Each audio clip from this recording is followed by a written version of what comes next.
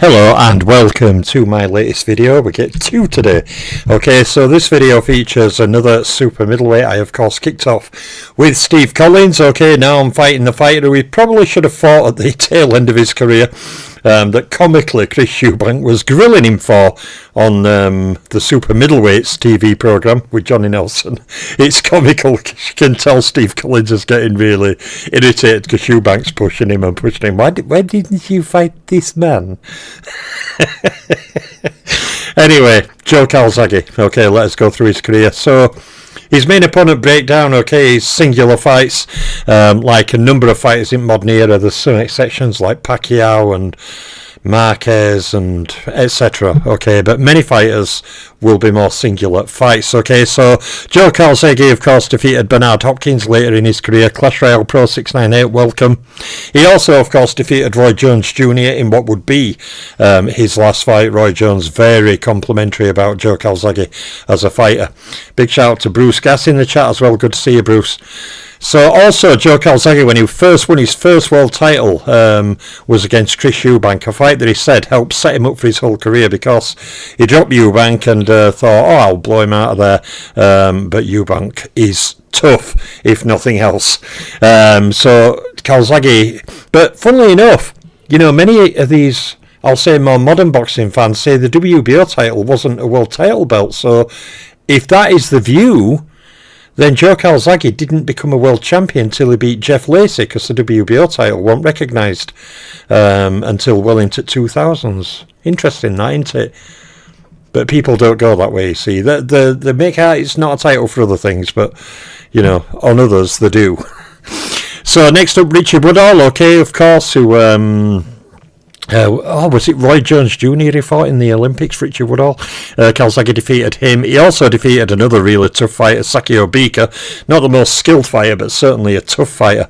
He also defeated former champion Robin Reed and had a fantastic fight against the then unbeaten Mikhail Kessler, what was at that point one of Calzaghe's toughest fights. Yeah, good to see you, Martin. Hope you're well, buddy. Do you have Harry Wills on the list of boxers you're going to do? Yeah, Harry Wills' video is ready. It will be coming in next few weeks, along with many others. I don't know when in that next few weeks. It could be in 2 days or 7 days. But yeah, Wills is definitely getting done. His video's ready. So next up is former champion Charles Brewer, okay, and then the aforementioned Jeff Lacey. A fight where Calzaghe came in with a broken hand and put on a one-sided whipping of Jeff Lacey, showing how you use range, angles, speed. He just destroyed Jeff Lacey as a fighter in every way, shape and form. I always remember in late rounds, Jeff Lacey hanging on for dear life when Calzaghe's teeing off on him, devoid of ideas, outboxed from the off. Brilliant performance. Next up is the slammer from Bama, Byron Mitchell, whom Calzaghe defeated. He also defeated Juan Carlos Jimenez, a tough contender. Next up, Evans Ashira. Okay, was also defeated by Calzaghe, as was Peter Manfredo Jr. And of course, one fight when Calzaghe was having difficulty with a lot of criticism he was getting, you know, even at fight, he was having fights where he was roundly getting booed, okay, because there were not knockdowns, there was not knockouts, people were getting bored of the 12-round boxing lessons he was putting on. But when he defeated Omar Sheikha, of course, the American TV got back on board and his career relaunched, kind of. So Calzaghe's main opponents cover 14 fights, okay. Calzaghe was unbeaten in 46, so he's 14 wins, no losses and no draws. So when we go to knockouts and round spots, Calzaghe scored 32 knockouts. He scored 22 of them in 3 rounds or less, and he scored 11 first round wins. Now Calzaghe scored 2 KOs or stoppages over champions, 0 against Hall of Famers and 0 against pound-for-pounders. Joe Calzaghe did score 4 KOs against rated fighters overall. He did suffer with his hands a lot, Calzaghe. A lot of trouble with his hands. So Calzaghe fought a total of 262 career rounds. He fought 184 title fight rounds, 108 rounds against champions, and Calzaghe fought 24 rounds against Hall of Famers and 24 rounds against pound-for-pound fighters.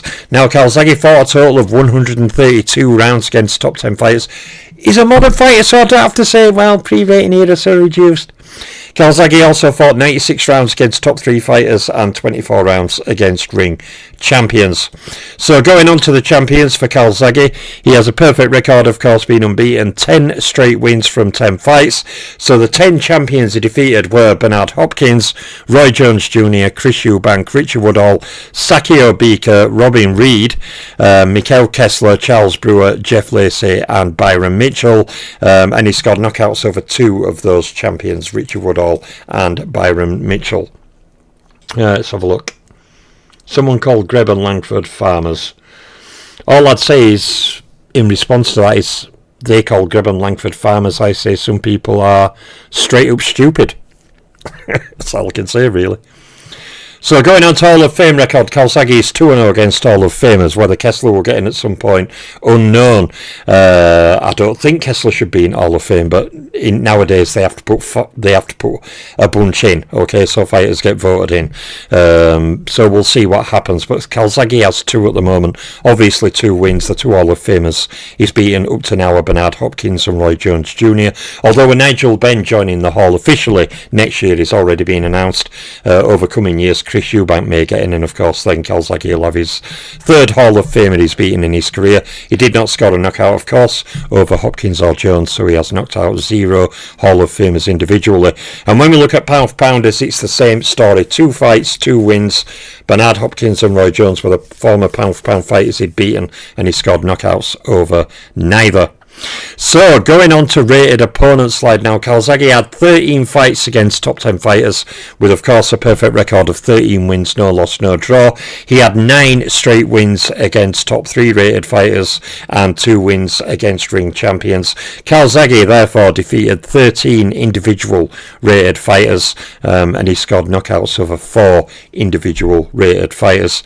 Now, if you're considering that from the same time, Calzaghe was, supposed to get a fight with Steve Collins at one point. Collins actually admitted on super middleweight program he actually went into training for Calzaghe fight, but the fight fell through. Now, both of them, following on from each other, their careers are more comparable side by side, and to me Calzaghe eclipses Steve Collins as a fighter generally, but especially as a super middleweight as well. So going on to title fight numbers, Calzaghe has a perfect title fight record, 22 wins, no loss, no draws from 22 fights. He made, a division matching record of 21 title defences, and Calzaghe scored 11 title fight KOs. Now he scored 11 wins against top 10 fighters in title fights, so 50% of his win total. He scored 8 wins against top 3 rated fighters in title fights and 0 wins against ring champions. Calzaghe did score 8 wins against champions in title fights, 0 wins against Hall of Famers and pound for pounders. Obviously the ring title he fought for against Roy Jones, etc., is not a legitimate world title. So on to our final slide titles. One for Joe Calzaghe.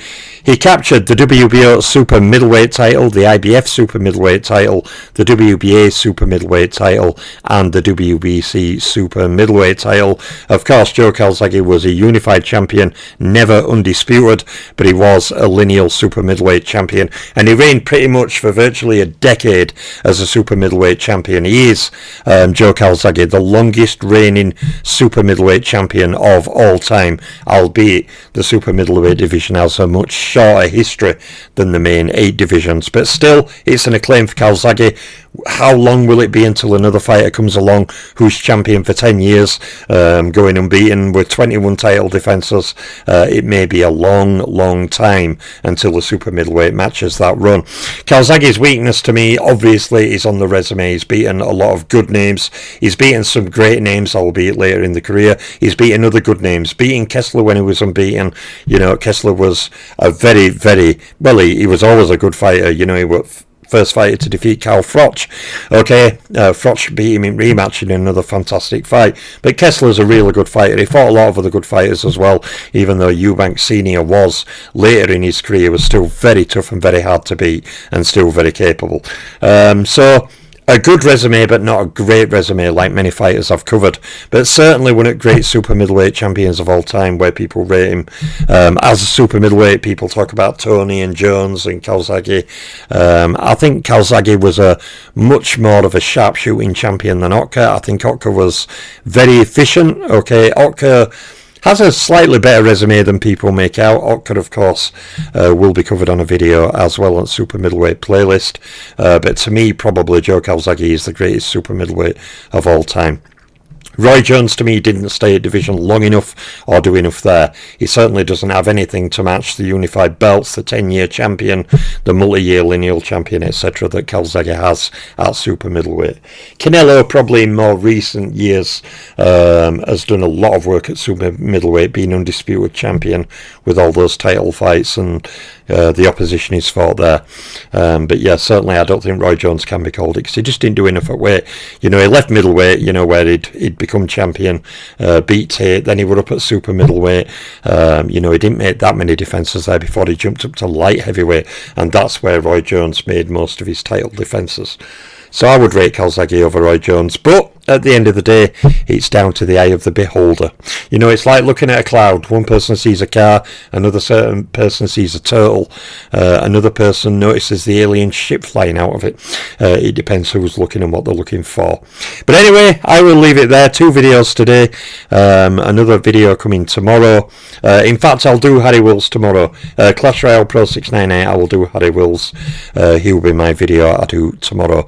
So I'm the Boxing Librarian. Big shout out to everyone in the chat. I'm out for now.